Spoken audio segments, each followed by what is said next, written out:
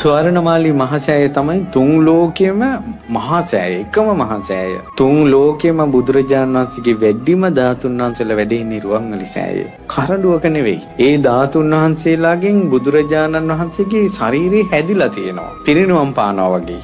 ඒ හැදිච්ච ශරීරයෙන් 이르දියේ මස් මාංශ හැම හැදිලා මේ රෝම කූප පවා තියෙනවා. හුස්ම හෙලන්නේ නැති එකයි නෙත් විවර කරන්නේ නැති එකයි විතරයි රුවන්වැලි සෑය ඇතුලේ බුදු පිළිම නිර්මාණය වුණ බුදුරජාණන් වහන්සේගේ වෙනස.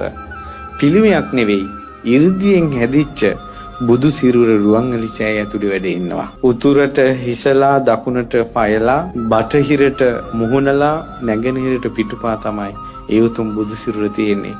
සුන්දර රශ්මි ධාරා විහිදී ධාතු පරිනිර්වාණය වෙනකල් මේ බුදු සිරුර රුවන්වැලි සෑයේ වැඩ ඉන්නවා. රුවන්වැලි සෑයේ ඇතුලේ තියෙන බුද්ධ චරිතයේ ප්‍රතිමා එළියට ගත්තොත් රුවන්වැලි සෑයේ මළුව වගේ 4-5 ගුණයක් ඕන. එච්චර ඇතුලේ තියෙනවා. මේ පෘථිවි තලයේ වටිනාම මාණික්ක රන් රිදී මුතුමැණික් රුවන්වැලි සෑයේ ඇතුලේ තියෙන්නේ. රුවන්වැලි මහා සෑයේ බුදු සිරුර මැවිල්ලා ප්‍රාතිහාර්ය පෑවා. සියලු රහතන් වහන්සේලා වැඳපු තැන. වාහල් කඩවල පවා ධාතුන් වහන්සේලා නිදන් කරලා තියෙන රුවන්වැලි සෑයේ. ඒ නිසා ස්වර්ණමාලී මහා සෑයට ජීවිතේ පූජා කරලා වැඳලා පුදන අයට එයාලට දේවාලයක් ඕනේ නැහැ. එයාලගේ හිතේ බුදුරජාණන් වහන්සේගේ සරණ පිහිට ඒ විදිහටම තියෙනවා. හදිහෝනියමක්වත් වදින්නේ නැහැ පින්වත්නි රුවන්වැලි සෑයට ජීවිතේ පූජා කළාට පස්සේ. නිතර බෝධින් වහන්සේට පූජා තිතිය ඉන්න අයට හදිහෝනියමක්වත් වදින්නේ නැහැ. තියෙන හදිහෝනියන් දුරු වෙලා යනවා.